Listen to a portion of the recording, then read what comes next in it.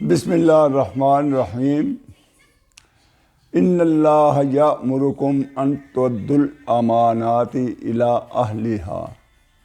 اللہ تعالیٰ حکم دیتے ہیں، قرآن پاک میں حکم دیتے ہیں کہ وہ اختیارات جو ہم نے تمہیں امانت کے طور پر دیے ہیں وہ ان کے حوالے کر دو جو اس کے اہل ہیں۔ اس میں بڑا ایک طرح سے یہ اہمیت دی گئی ہے رائے کو۔ کلیئرلی تو بالکل نہیں ہے قرآن پاک میں لکھا ہوا کہ ووٹ فلاں کو دیا جائے، کس طرح کے آدمی کو دیا جائے، کس طرح کے آدمی کو نہ دیا جائے، لیکن یہ اس میں اشارتاً بات آ جاتی ہے کہ اختیارات، وہ اختیارات جو ہم نے تمہیں امانت کے طور پر دیے ہیں ان کے حوالے کرو جو اس کے اہل ہیں۔ تو وہ اس میں رائے بھی آ جاتی ہے۔ تو رائے جو ہے وہ ووٹ کا مطلب رائے ہوتا ہے۔ تو رائے جو ہے وہ ان کے حق میں دینی چاہیے جو اس عہدے کے اہل ہوں۔ سب سے پہلے تو انسان کو یہ پتہ ہونا چاہیے کہ میں رائے دے رہا ہوں تو کس بارے میں دے رہا ہوں، ووٹ دے رہا ہوں تو کس کے لیے دے رہا ہوں، اس کے اختیارات کیا ہوں گے، وہ کرے گا کیا، اور جو بہتر نظر آئے تو پھر اس کے حق میں ووٹ جو ہے وہ کاسٹ کر دیں۔ وہ اس کی اللہ تعالیٰ کی طرف سے بھی حکم ہے امانت کا۔ یہ امانت ہے ہمارے پاس، ووٹ جو ہے یہ امانت ہے۔ تو امانت میں خیانت جو ہے نا وہ اللہ کی ذات پسند نہیں کرتی۔ تو اب ہم دیکھتے ہیں کہ ہمارے سیاستدان جو ہیں یہ بار بار وہی رپیٹ کر رہے ہیں، بار رپیٹ کر رہے ہیں، اور ہمیں سمجھ ہی نہیں آتی کہ ہم پھر ان لوگوں کو ووٹ کر کے اور ان کو الیکٹ کر لیتے ہیں۔ وہ تو الیکشن کا مقصد ہی ختم ہو جاتا ہے۔ اگر انہوں نے جانا ہے، انہوں نے واپس آنا ہے تو ان کو رہنے دیں، نہ بار یہ خرچہ کریں، نہ یہ قوم پہ بوجھ بنے، نہ یہ خزانے پہ بوجھ بنے، تو پھر وہ رہنے دیں، ان کو تاحیات ہی رہنے دیں۔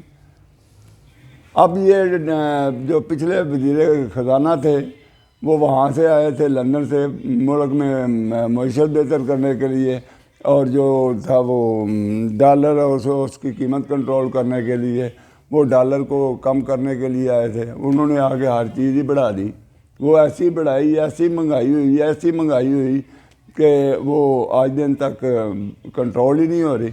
اور پھر اب جو امیدوار ہیں ان کے ساتھ کندھے سے کندھا ملا کے ایسے جا رہے ہیں، حالانکہ عوام میں اس کی بے پناہ نفرت ہے، عوام اسے پسند نہیں کرتی، اور یہ الیکشن لڑ رہے ہیں، اس کو الیکشن بھی لڑا رہے ہیں۔ تو یہ لوگ قطعاً بھی ایسے لوگ جو ہیں وہ اس چیز کے اہل نہیں ہیں کہ امانت جو ہے وہ ان کے سپرد کر دی جائے، اور سپرد کر کے جو ملک ہے، ملک کی باغ ڈور ان کے حوالے کر دی جائے۔ اور یہ بیڑا غرق تو پہلے ہی بہت کر چکے ہیں، اور مزید کریں اور مزید اپنے خزانے بڑھائیں، اور عوام جو ہے وہ بھوکی مر جائے۔ انہیں کوئی فکر نہیں ہے، یہ صرف حکمرانی چاہتے ہیں اور اپنے مفاد کی خاطر چاہتے ہیں، اپنے خزانے بھرنے کی خاطر چاہتے ہیں، مال لوٹنے کی خاطر چاہتے ہیں۔ اس لیے جو انسان بہتر ہو آپ کی نظر میں، لیکن بہتر کون ہے وہ ہمیں تو کوئی نظر نہیں آتا، یہ تو وہی ہے جو پہلے آزمائے ہوئے ہیں۔ تو اللہ ہی ہے، اگر ان کو ہدایت دے دے تو یہ ہے تو مشکل، لیکن کوئی نہ کوئی اللہ کا نیک بندہ جو ہے وہ اٹھے گا، آگے آئے گا، اور اس ملک کی جو ہے اس ملک کی حالت جو ہے اس کو سنوارے گا، بہتر کام کرے گا، اچھے کام کرے گا۔ ابھی ان لوگوں سے قطعاً بھی لوگوں کو امید نہیں ہے، لیکن اس کے باوجود قوم جو ہے وہ بالکل ایسے ہی آنکھتی چلی جاتی ہے، جدھر منہ آیا ادھر اس کے پیچھے چل دیے۔ حالانکہ یہ سارے آزمائے ہوئے لوگ ہیں۔ تو میری گزارش یہی ہوگی کہ اہل لوگ تلاش کریں، اہل لوگوں کو ڈھونڈ کے نکالیں، ان کو آگے لے کے آئیں اور وہ اس کی اپنا ملک کی بہتری کے لیے کام کر سکے۔